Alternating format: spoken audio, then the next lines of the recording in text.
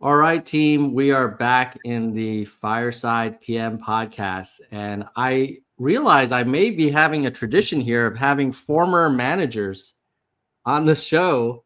And I've got Carl Isaac, who was my manager back in 2002 when I was a summer intern at Microsoft. So, Carl, welcome to the show, my friend.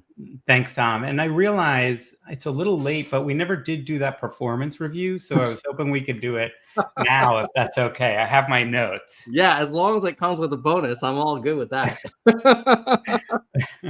I also remember, didn't you switched roles before I joined full time or before I started full time? Yeah, I moved into branding. When we started working together, we were doing biz dev, and you were such a great hire and a super entrepreneur caught in the confines of a giant corporation. And we brought you in. It was so exciting. I remember when I accepted the role after that summer, I was like, oh yeah, Carl Taylor, I like these guys.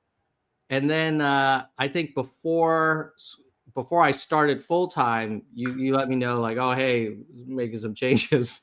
Yeah, so I was like, oh. Well, that change, if it's any consolation, the change I made was I endured for the rest of my career. So yes, I left biz dev and went into the world of brand and marketing. So I love it. Well, good for you. It sounds like it was a good move. But maybe you could just start with a little bit of a overview of your kind of career journey. You've done so many interesting things, and I think people would love to hear about it. Thanks, Tom. Yeah, it's been a great journey. I would call it quite a non-linear journey. So I didn't set out always to want to be a brand builder and marketer, but I started my career actually in architecture and have a master's in design, and then got my MBA and was at Apple as a senior product manager in a job that just sounded so sexy at parties, like senior product manager reporting into a little team right into Steve Jobs' group. Really, really cool. We were launching .Mac services, so we were appropriately called iTools. Of course. A picture of us somewhere standing under a sign, and we did look like a bunch of iTools. But it was really cool. It was really the precursor to SaaS. I was senior product manager for something called iDisk. I then jumped from there over to Microsoft, where I was for 8.5 years, where we met Tom, and I started out doing business development, building third-party experiences into Office products, but also selling advertising, which is something you and I were doing a lot of, into the Microsoft Office online site. Then I went over and discovered, I had really missed sort of the creative background that I had. And so as I moved more into that biz dev role with you, and we were inside an engineering organization, and so it was really tech heavy, and I kind of hungered for a bit more of the creative orientation I used to have when I was a designer. And so moved over into the world of brand. I managed the Office brand and the Windows Mobile brand at Microsoft, which I used to joke was number 8 on a list of 2 things that mattered on a mobile phone purchase decision. But it was so incredible because I actually managed that brand when we introduced the iPhone. Or not when Apple introduced the iPhone. So that was a massive, a great experience. I also built and launched the Microsoft Dynamics brand in the CRM and ERP space. And then the huge last thing I did at Microsoft before I left, I led the response Microsoft had to Apple. Apple had a really successful campaign called Get a Mac.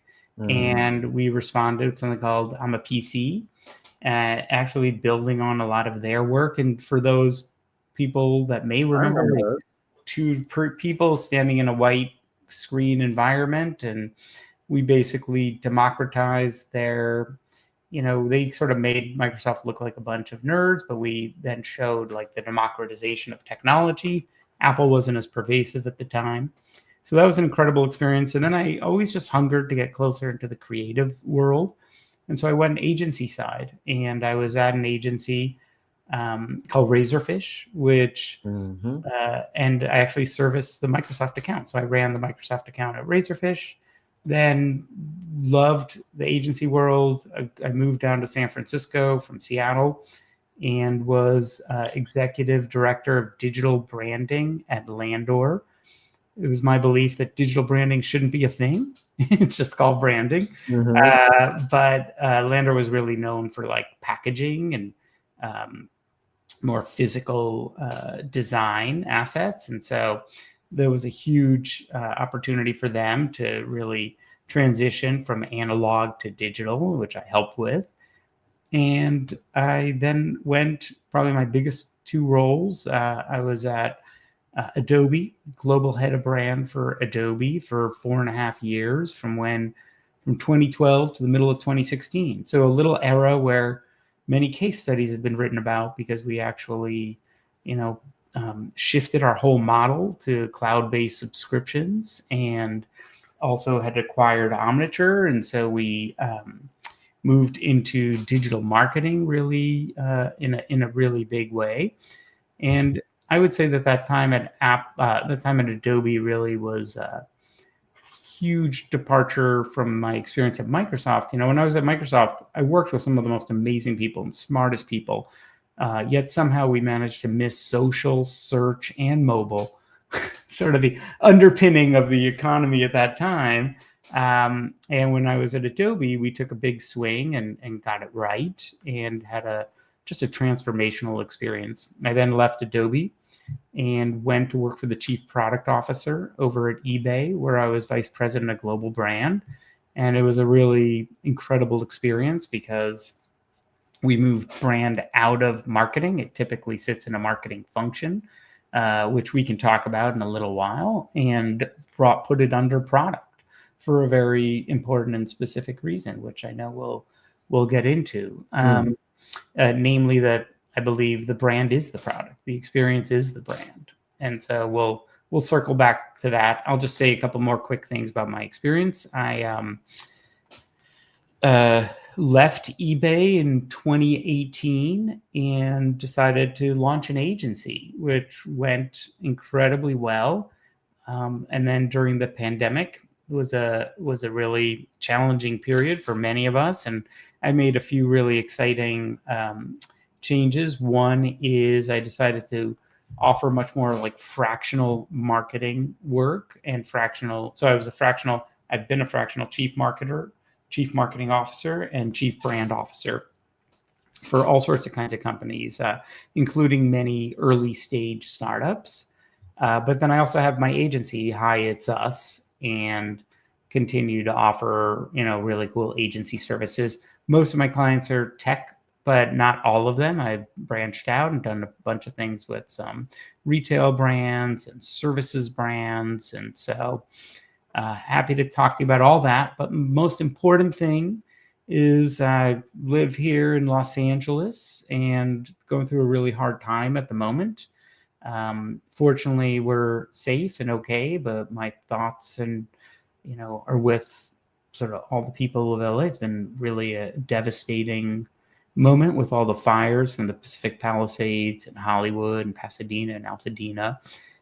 So you catch me at a really weird time. And so if I'm a little more philosophical or express a little more gratitude, roll with me, because literally Rome is burning outside the window.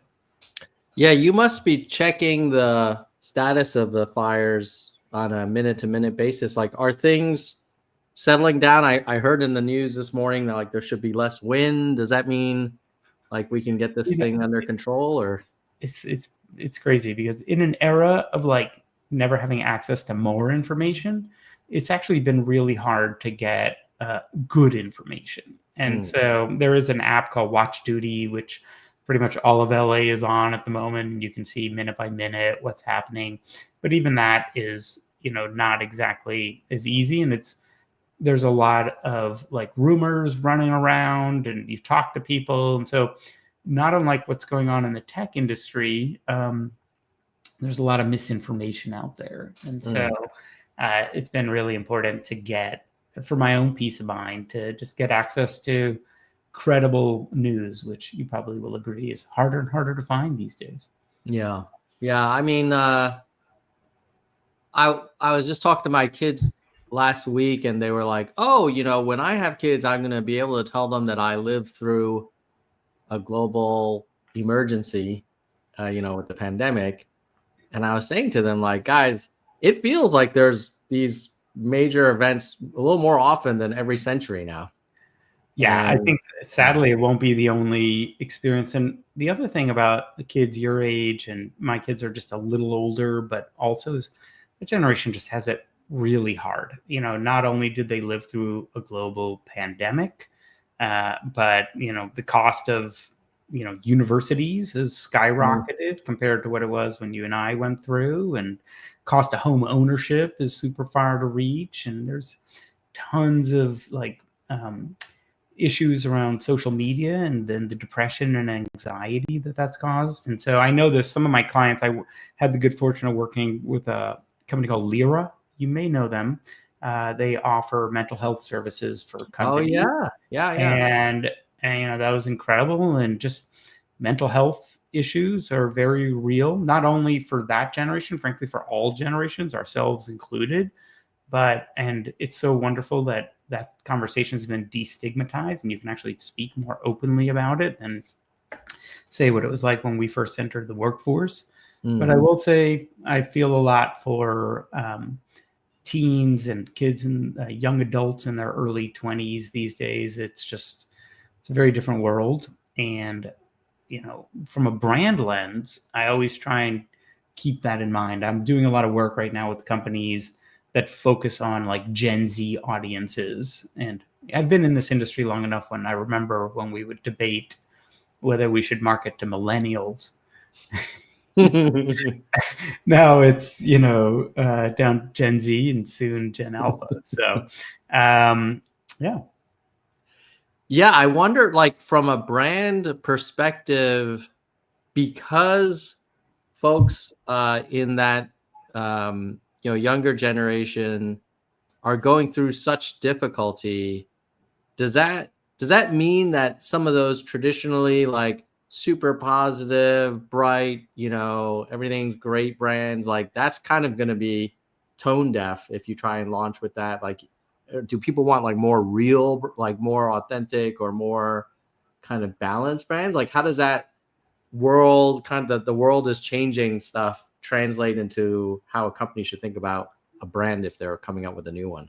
Yeah, it's such a good question, Tom. And frankly, there's no single right answer, because, different people are experiencing things in very different ways. There's still a lot of places that are deeply in the throes of like COVID, for example. And so it depends on what market you're talking about and what kind of geography you're talking about, and then also what your brand is about and what it stands for. Right now, I'll say shockingly, it's actually gone the other way, because of all the seriousness in the world around us. A lot of brands are leaning into like whimsy, and I think for some people it's a relief, it's a vacation, it's a moment to sort of just like gravitate to something away from like the heaviness of the news all around us.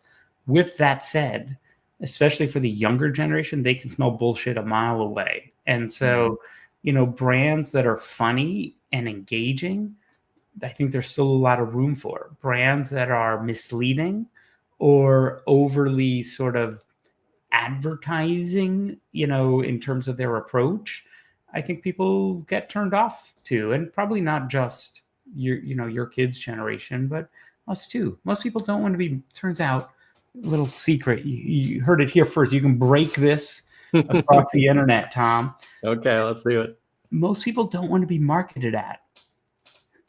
Shocker, right? Like, no one walks around like, gosh, I got more. But with that said, people have learned to game things, right? Like, we all know that if you want a good deal on something, you can go in, put it in your shopping cart, and then maybe not check out.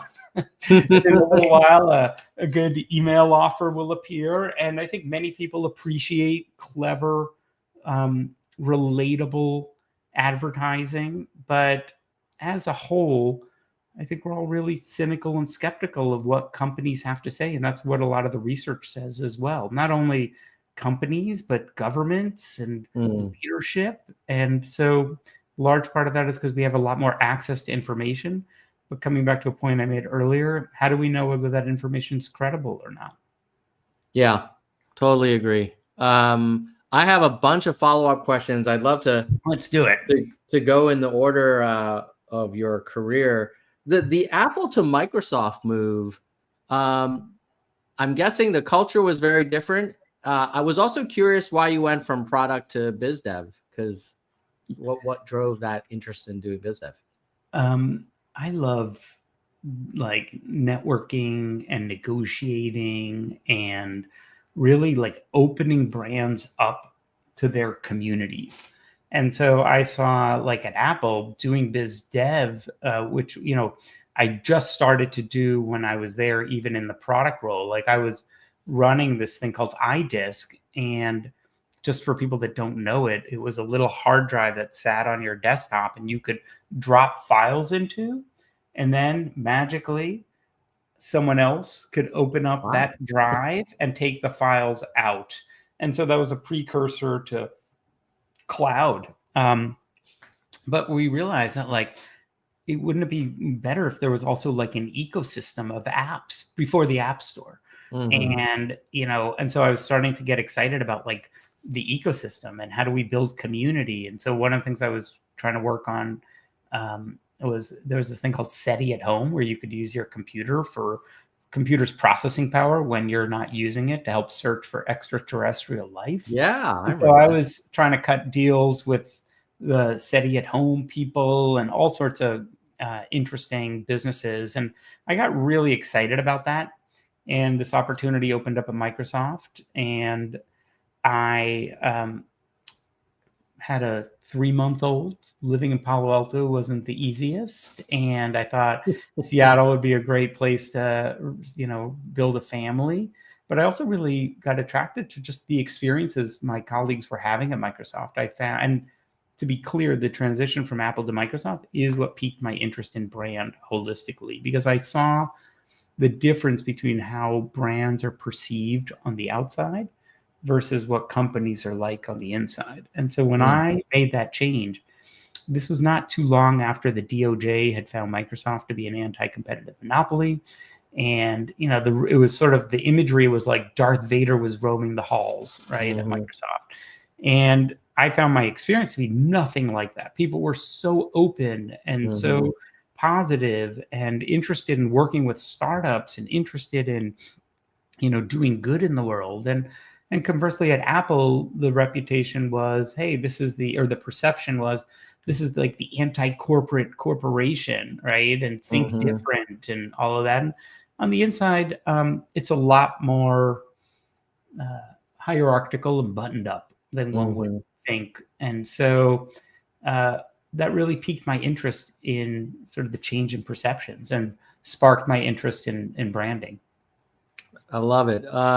Now, when you moved from Microsoft Biz Dev to Microsoft Brand, and you worked on the what was the campaign where it was all white background? And so it started out as something called Life Without Walls or Windows, but it evolved into something called I'm a PC.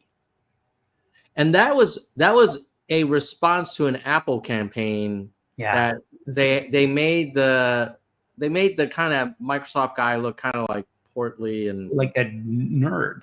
Yeah, like back when this was before nerds were considered cool. Yes. And so they made him just look like, or maybe they made him just look more like an accountant. And you know what we did? We found an engineer at Microsoft that actually looked kind of like that guy. And we started our response to that commercial with him talking about how he was made into a stereotype. And then we talked about the democratization of the PC. And we had people like Deepak Chopra and Pharrell and scientists and Rem Koolhaas and, you know, like people really into, fashion designers, really talking about and expressing solidarity for the PC.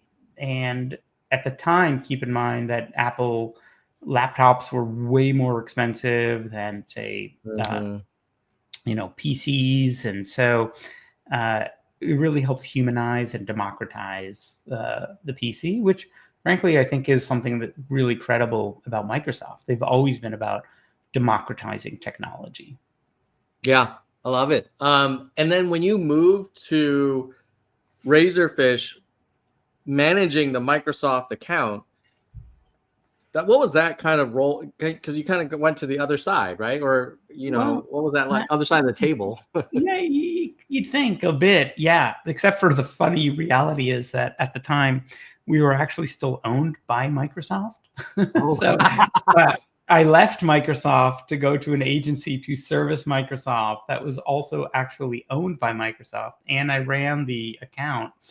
And that was a really fascinating experience, but it was cool because it brought me to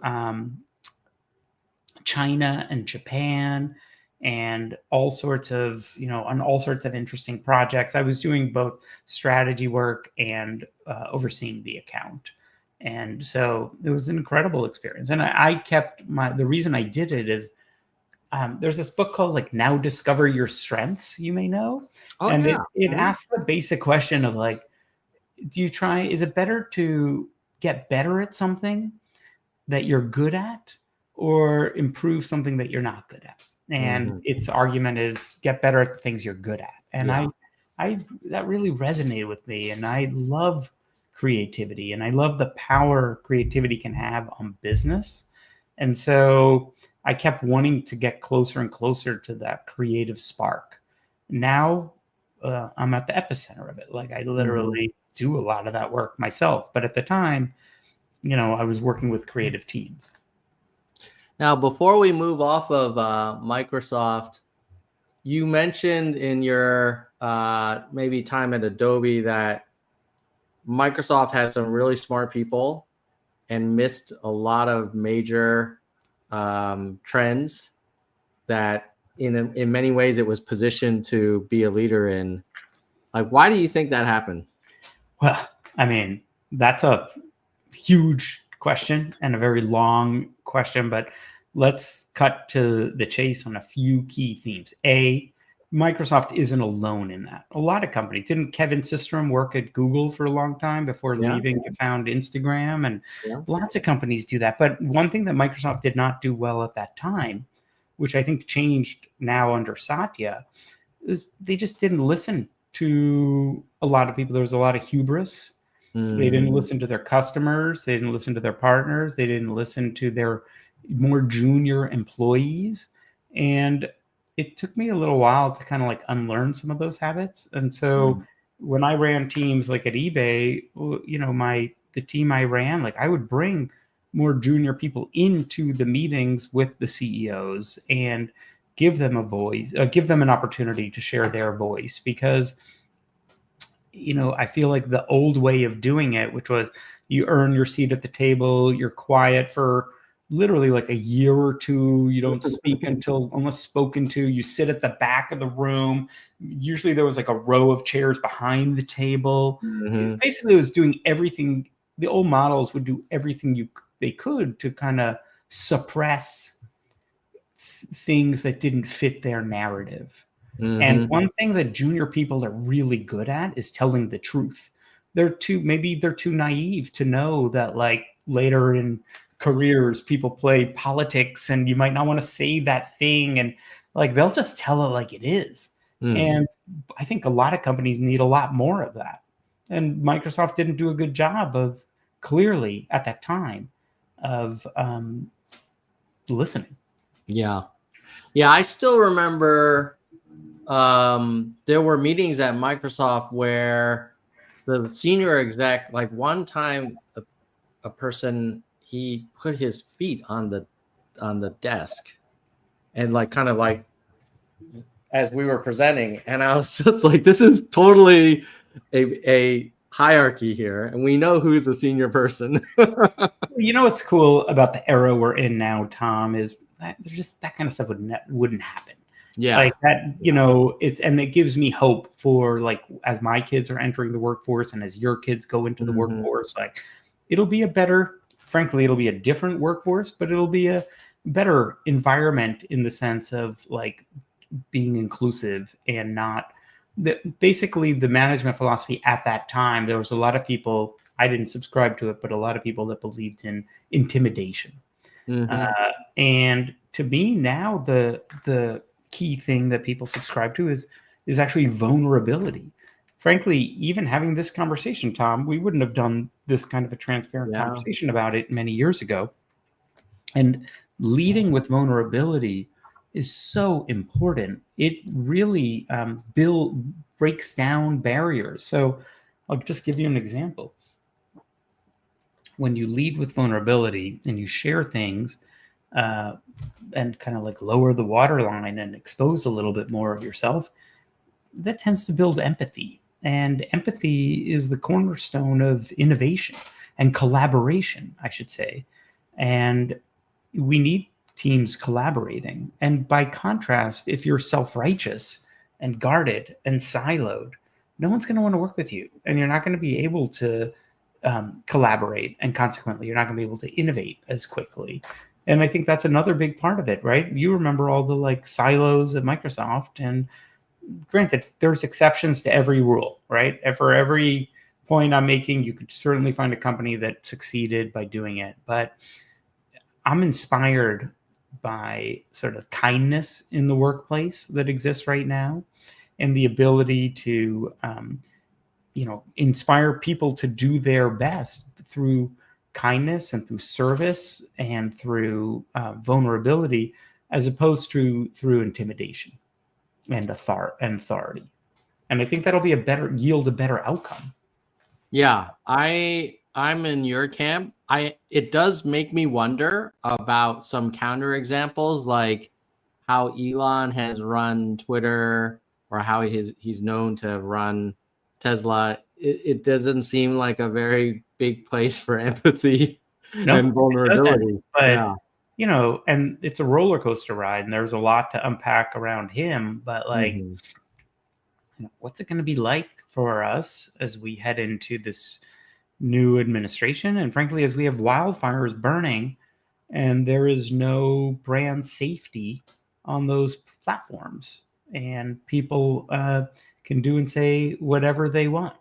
And you saw the announcement of Facebook, like just this week. Mark Zuckerberg just got rid of all of its moderation, and will rely on just community moderation. And so I've seen a lot of hubris throughout my career, and historically, hubris doesn't result in breakthrough performance. So do you remember like Evan Spiegel at Snapchat when he changed the whole UX design and didn't listen to the testing?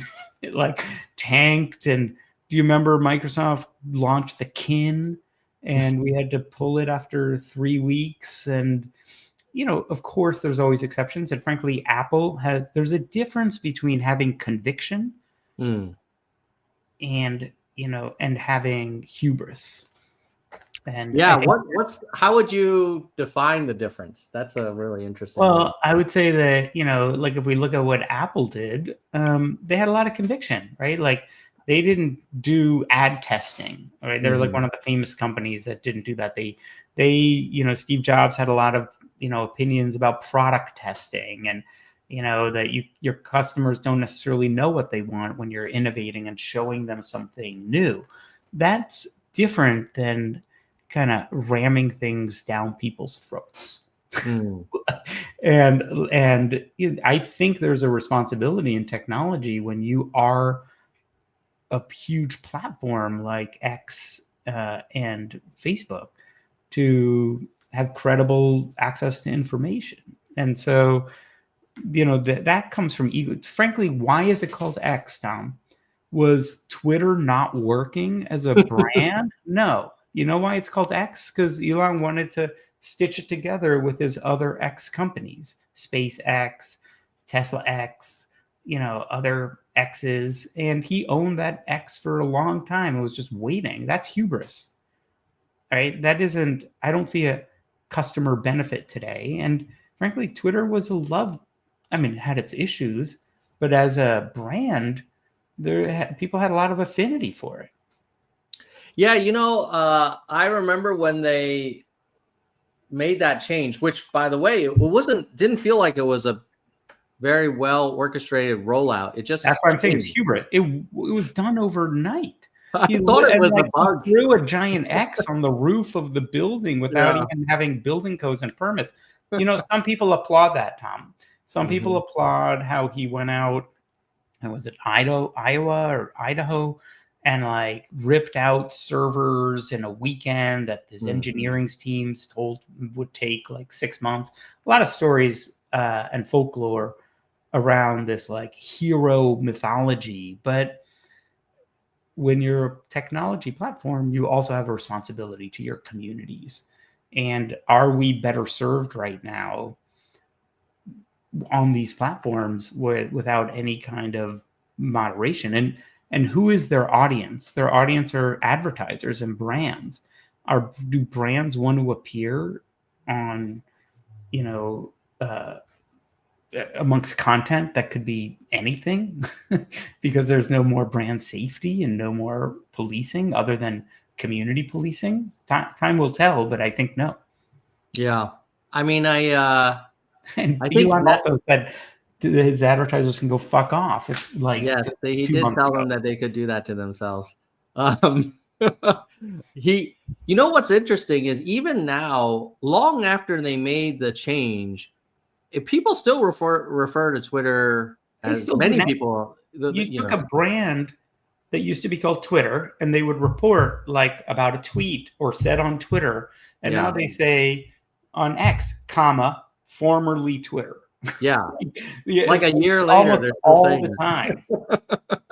Yeah, that seems like as a brand person, that must have been heartbreaking to see such a valuable asset kind of flushed down the toilet like that. I wrote a whole post at the time. It's still up. Anyone's welcome to read it, about how you could learn more about branding from watching the show The Bear than the X train wreck. Because he had done, the two were very popular right around that same time.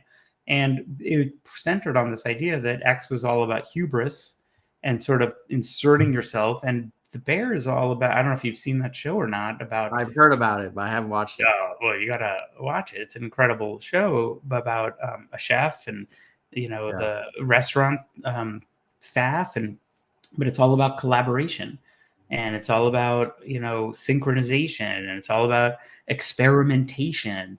And, I don't want to spoil it, but, it's those to me are very important hallmarks in brand building, right? We're in this era today, Tom, of it's better to be present than perfect, right? Not everything needs to be, I don't know why we're talking about Twitter so much, but since we are talking about them, the first Twitter logo was $6 stock art of a bird as their logo, right? And so, not everything needs to be precious and sculpted and refined. I'm fully on board with a lot of the product led methodologies of kind of moving, more quickly and rapid prototyping and test and learn. And I apply a lot of that to my approach to brand as well. And that's why a lot of that was in the show The Bear, which conversely was not the case with what Elon did at X. Yeah. I got to ask you about having brand in the product org at eBay. Yeah. I've not heard of that done before. And I will share that I think a lot of our viewers, like me, in product roles have always, admittedly, probably we shouldn't have, but we looked at brand as well, that's for later, or I don't know, they do a bunch of things, but we're shipping software. We have roadmaps. That's going to be, it's product-led growth. Yeah. Tell me about the decision to kind of have brand and product in the same org? Well, happy to. Let's take a step back from that, though. Well, did I throw down some fighting words there? No, it's great. I was anticipating it. Why do we think that they're different things? If you create an amazing product, are you not shaping a brand experience? And if you solely, if you do some incredible brand work, are you not contributing to and setting an expectation for what someone will have with the product experience? We have created these like artificial boundaries, and I'm not sure why. I do understand companies have employees, and those employees work in organizations, and to scale, employees need specialization. But why don't product leaders consider themselves brand leaders, and why don't brand leaders care more about the product experience, and why don't both care more about the customer, and why are they all in different groups? Let me take a stab. I'll take a stab at a potential answer, which is that the skills one needs to organize a product strategy and a roadmap and get things done with engineering and design are different than maybe the brand team's skills.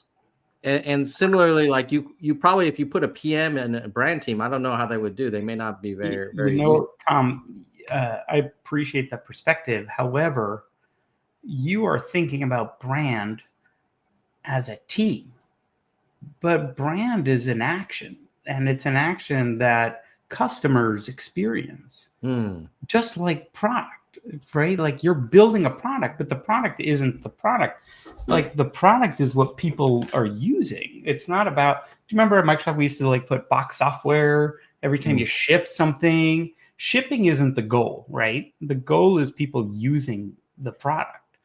And same thing with brand. Like the brand isn't about a brand team, and it's not about your guidelines, and it's not about the rules. It's about what your customers are doing, and what are they thinking and feeling, and what are they saying, and what is your community? Is your community coming to your defense if you're having an issue in a moment in time? And so let's take the conversation out of an organizational structure, and I did tell you I'd be a little more philosophical today, and let's look at it more holistically. What is the purpose of product? Ultimately, it is to contribute to the value of the shareholders and the company and the employees, and to create experiences that people love and crave and delight them, and to make money and all those things. Brand is, when done well, 100%, if not 1,000%, aligned with those very, very same metrics. The difference is, I think, product tends to approach things linearly and rationally, and brands tend to be experienced non-linearly and emotionally. But brand isn't advertising, and brand isn't a logo, but it includes those things. We make decisions every day about things we want to use or not use, and why. Like, why am I not on X anymore? Maybe it's the product experience, maybe it's the leadership, maybe it's the brand, and I used to love that brand.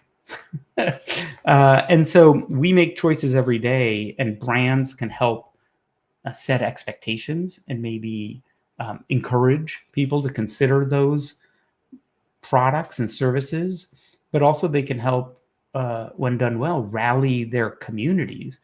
Like, I love community-owned brands. And wouldn't it be cool if we thought, instead of product-led growth, we thought about community-led growth? And then we asked ourselves, what are the levers that can help build a strong community? Well, part of it includes a great product experience. Part of it includes pricing. So I when I speak, when I've been inside of companies, I'll often ask people, like, if I'm an all hands. I'll ask people, how many people do they think are on the brand team? And, answers will range from 5 to 35 people. Mm-hmm. And I'm like, no, it's all 30,000 of us. It's all 100,000 of us, right? Like, why don't product leaders consider themselves responsible for the future of the brand? And I think it has to do with a different mindset. I think it has to do with different KPIs and metrics.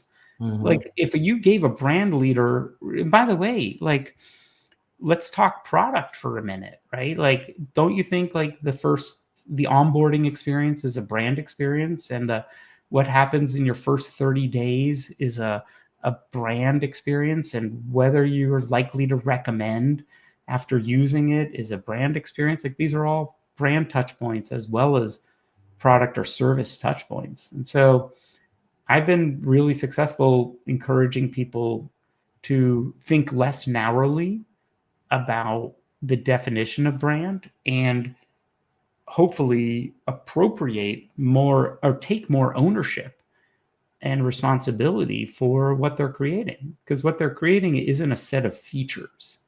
If you think of product as a set of features, sure. And I understand you have to ship things and you have to build things and you do have to like scope things and execute things. But isn't the point and the purpose ultimately to delight customers? And isn't that at that point a brand conversation as much as a product conversation? I think it is. I also think that the incentives and how people are measured and rewarded in product organizations is usually, I launched this thing. Here's the numbers before I launched it. Here's a chart going up and to the right. I've landed this impact. I've done a great job, and it's not about the full customer experience. I'll give you an example. When I was at eBay, we were very clear and intentional in wanting to change a perception. People thought we were an auction model, and people thought we were a place to find weird, hard to find one-off items. We spent millions of dollars and tons of resources to change that perception so that people understood eBay has new inventory. You can get things fast. You can return things. They have money back, guarantees. We invested all this effort. And yet sometimes the product team would just put things up that were about the auction model. And you're like, wait, why are we spending all this money? And then you get on the homepage of eBay and you're reinforcing a legacy perception. And so when I talk about aligning these functions, it's so that the whole is greater than the sum of its parts. It's so that the work a product team's doing is as valuable to shaping the brand as the media dollars that get spent to change that. Because when those divisions occur, it's confusing to customers. And ultimately, customers don't think about, we ran into this problem together, Tom. Office, when we did biz dev for Microsoft, we had something called Office Online. Mm-hmm. And that was a marketplace for, with an ad revenue model, and you could find add-ins for Office. Mm-hmm. But there was another site called like office.microsoft.com. Yeah. And that was a totally different thing. Right. And, what is that about? And so what I encourage, and one of the things why Adobe was so successful, is that we reconcile that.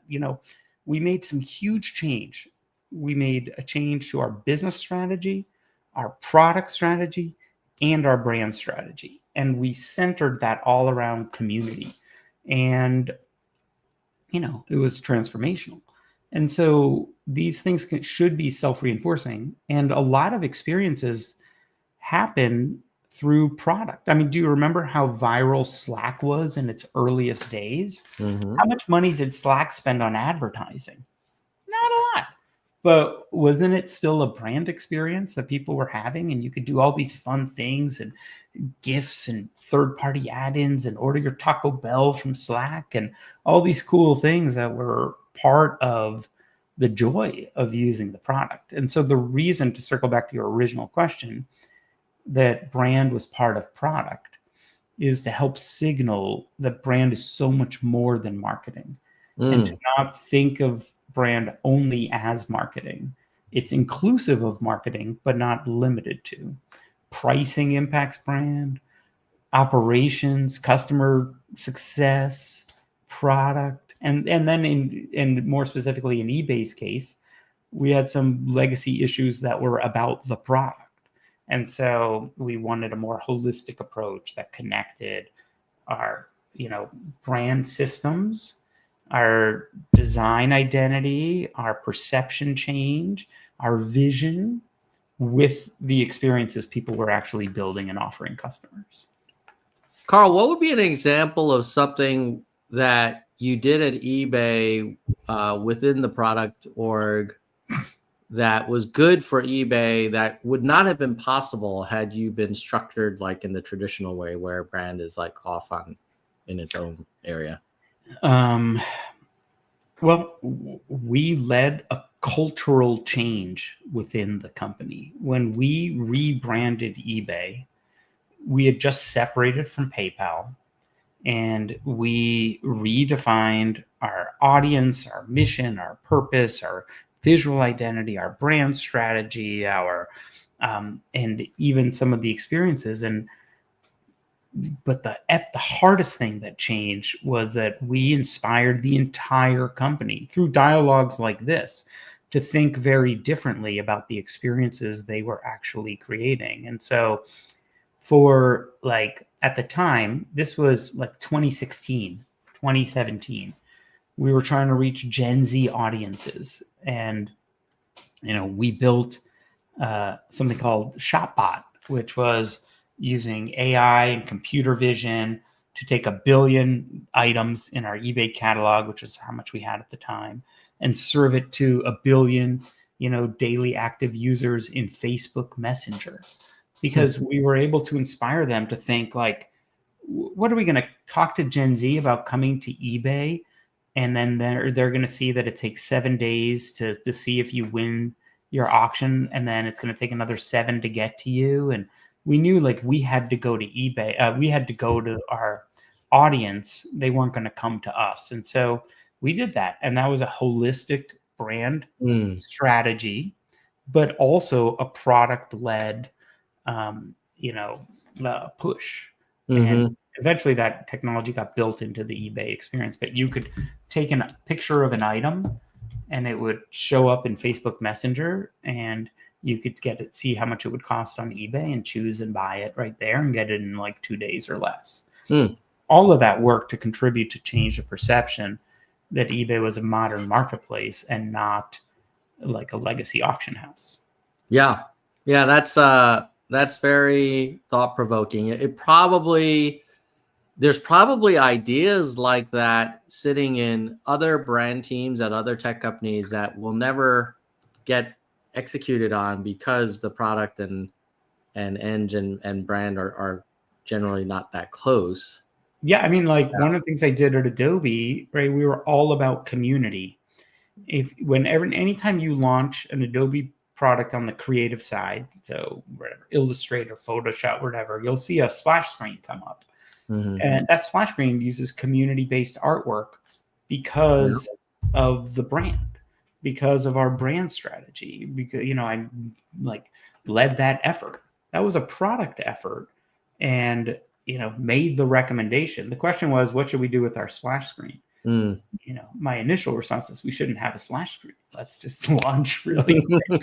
But, engineering felt otherwise. It would take a little moment to load up. And so we decided, and I made the recommendation to use community-based artwork because I had made a huge push at that time to turn our brand over to our community. I actually, when I first started at Adobe, CEO told me not to mess with the Adobe logo because one of the founder's wife designed it, and I actually, at great risk, didn't listen to that and invited the whole community in to hack, tinker, and experiment with the logo. And there's a program still going today called the Adobe Remix. And from that, we then looked to weave the community work even more tightly into the product experience. with attribution and so much more. So, Tom, I know we've been chatting a while and your audience may find this lengthy.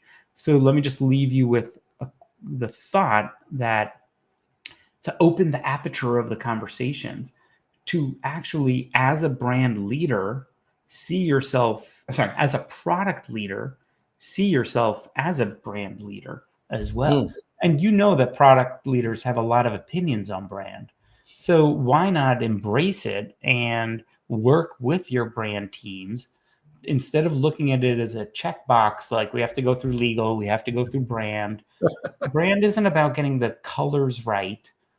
It's about, getting the purpose right. And as, the product and the experience is more important than the identity that it signifies or that is signified. And so how do we create brand and product experiences that customers crave? And great ideas can come from the brand team. We've launched many. One last quick thing I'll tell you, at eBay, I ran a brand lab, a brand innovation studio. So one of the things, for example, we asked is, when you type girls bike into the search bar, why do all the results come back as pink bikes? Like, why not?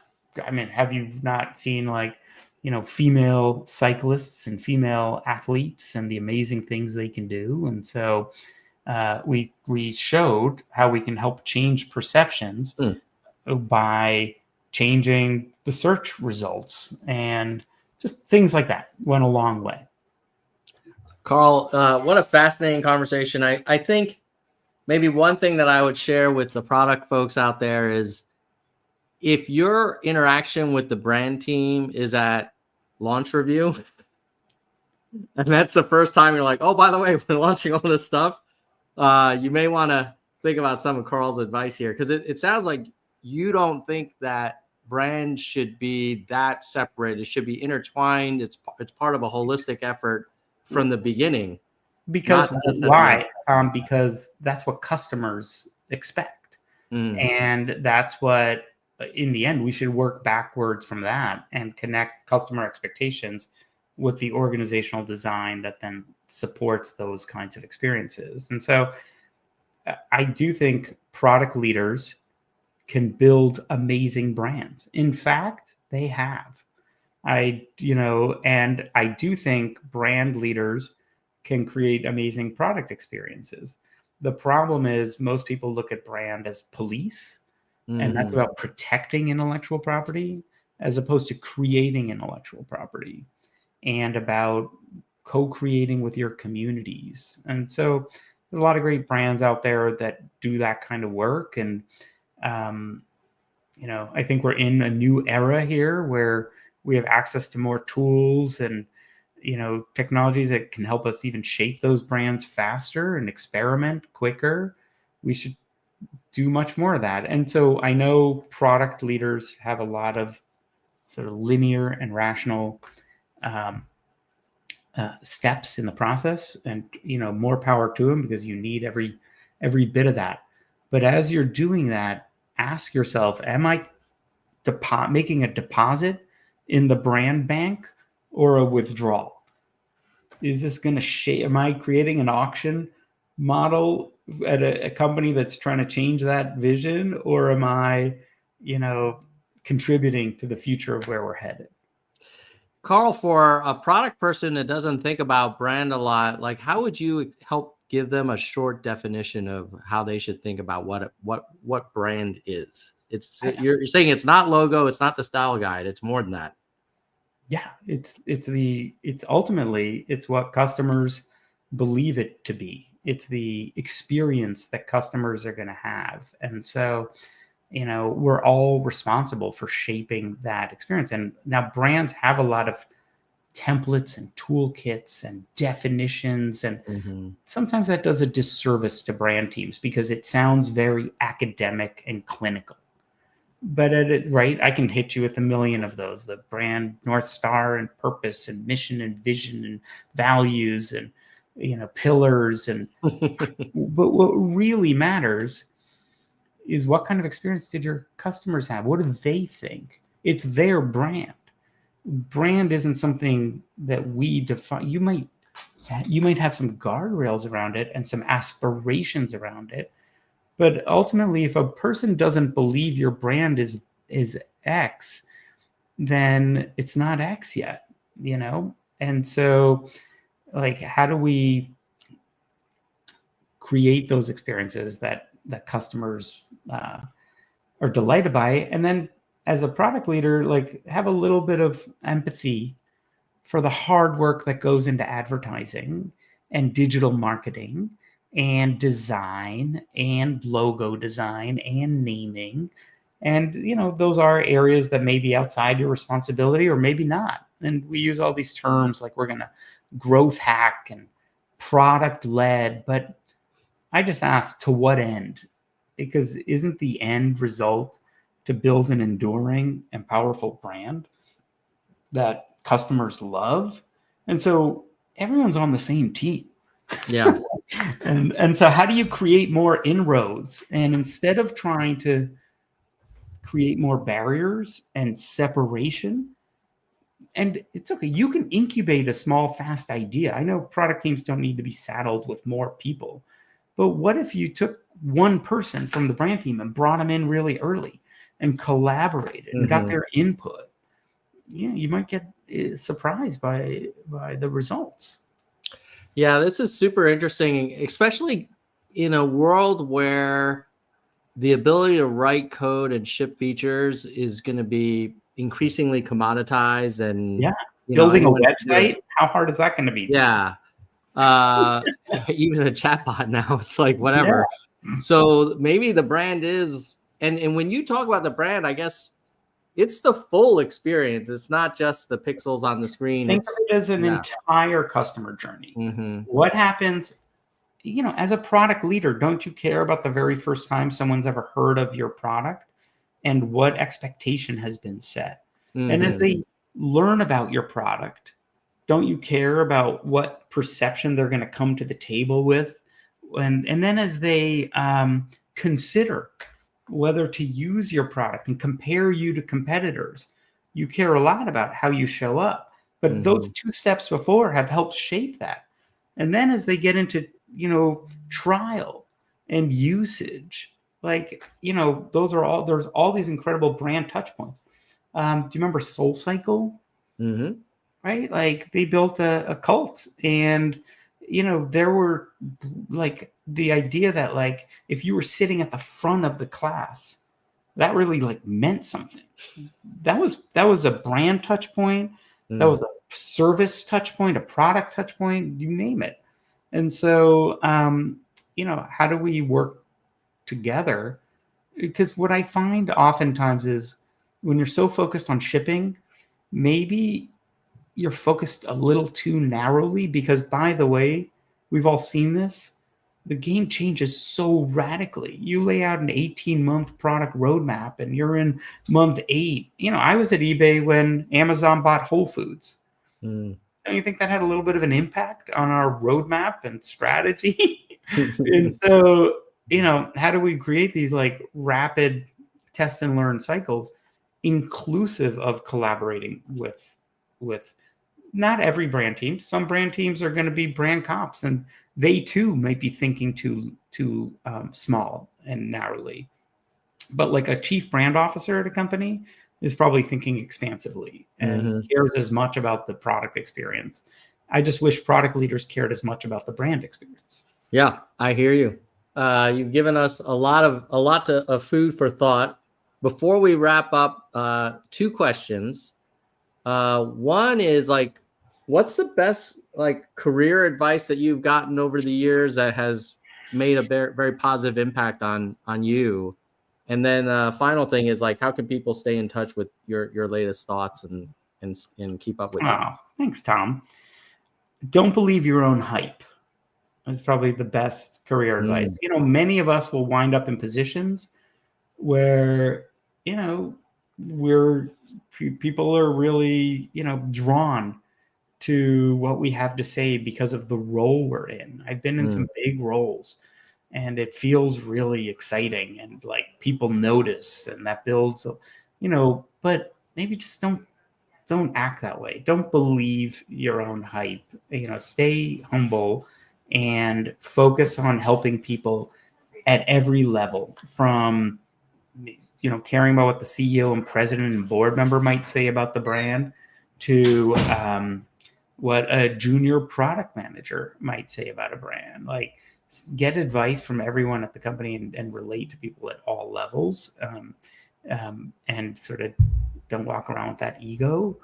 Be vulnerable. These are all important tenets, I believe, of successful careers. And then also, if I may, be kind. Like, it doesn't cost that much more to make a huge difference. Tom, you wouldn't have me on the show if I was a total jerk to you as a manager, and I certainly could have been, but I wasn't. It's so. And then to stay touch, you can follow me. I'm on LinkedIn. If you search under brands, you should be able to find me. I own the LinkedIn /in/brands. Carl Isaac. I'm also on Instagram at Red Glasses Club. And, super excited. Are you on Blue Sky? I am on Blue Sky at Red Glasses Club as well. And so super excited to keep in touch with folks in your community. And I couldn't get Red Glasses Club on TikTok. Like a 7-year-old owns it, and I with like four followers, and I don't have the heart to like try and see if he wants to negotiate sell it. So I have the squatter. But he's part of the Red Glasses community. Go to my website, hiitsus.com, and I'd welcome any thoughts and perspective. But I'll just leave you with the parting thought that I see it all as the same thing. Yeah. This has been a wonderful catch up, long overdue. And thank you again for being such a great mentor and manager to me that summer. It was a great internship, and made it very easy for me to come back to Microsoft after it was done. Well, Tom, you were outstanding, and your career has been just phenomenal. And the things that you have to teach, I'm so glad you're doing this mentorship and the coaching and your podcasts, and you've had some incredible roles. What a delight to see how much you have flourished, and I love to keep learning from you. So it's awesome. We will have to have you back on soon, and stay safe down in LA, and really hoping that we get some rain or the winds die down and things are under control, because it just seems really kind of surreal over there right now. It's really gut-wrenching, and my thoughts and my heart is with a lot of the people that have lost their homes here. It's really devastating. So yeah, I'm glad we found time to do this, and thank you. And let's not wait another decade to catch up. Indeed. Thank you so much, Carl. Take care, buddy. Bye. Bye. All right. That was Carl Isaac. Let me give you my 3 takeaways, and let me know in the comments what you think. I mean, I have to agree with him that in pretty much every organization I've worked at, brand and product, we know each other, we acknowledge each other. We might be in each other's meetings, maybe for annual planning or for major launch review. But the kind of collaboration that Carl is advocating for, I've not seen it done well. I think and it's not because it's a bad idea. I actually believe him that you will produce better experiences for customers and more valuable companies and more successful products because of it. But I think part of it is that the way product managers are measured and evaluated is so often on show me the numbers. And I suppose you could say, well, let's look at like customer experience numbers or brand favorability numbers, but it's hard to attribute this launch to that thing, because those are not numbers that move very easily versus like, oh, look, daily active users went up X%. So I think it would require leadership to kind of add another row to the rubric of how people are evaluated. And perhaps even more importantly, have the senior executive leadership ask questions like, okay, tell me the end-to-end experience well beyond your feature or your product, but for the customer with our company, which is not a common question you're going to hear at a launch review. So yeah, super fascinating. And I thought the Elon Musk section of the conversation was also cool because yes, he kind of killed the Twitter brand. And I think in hindsight, like that was unnecessary and probably not great for Twitter really as a company. But you look at Tesla, you could argue like that's a really strong brand that I'm not sure how much brand work they did or how integrated brand was with their team, but maybe Elon as the papa for Tesla kind of brought it all together, and whether he knew it or not, he was applying kind of Carl's proposed approach. But let me know in the comments, like, do you think that the brand activities and efforts and research and initiatives should be more part and parcel of what a PM does than what's typical in our industry? Or do you feel like, well, I get it, but from a practical point of view, you wouldn't want your PM team spending all this time talking about brand stuff if it takes away from their ability to ship a feature that is going to solve that specific customer problem way faster. And I know if Carl were here, he would be like, hey, you're creating a false choice there. But I think some people would wonder like, hey, if my PM's not working on stuff that's getting out the door and landing and having measurable impact quarter to quarter, that PM leader is gonna risk being perceived as not having a team that's producing a lot of impact. So let me know what you think in the comments. It was definitely a thought-provoking conversation, and Carl's a great guy, and what a incredible run that he's been on, working on those big Microsoft brand campaigns, working in agency, working at eBay when it got spun off and got rebranded, or they rebranded themselves. The Adobe kind of moved to the cloud, and then now running his agency and his fractional work as a chief brand officer. So check him out. I'll put links to some of his stuff below. But hopefully this was useful. And if you want to get a summary of other interviews like this that you might have missed, go check out firesidepm.substack.com. All my previous interviews are there, as well as with text kind of summaries for those you don't want to sit through an hour-long interview. Appreciate if you could comment and like. It helps the channel. I'll see you next time. Let's get back to work.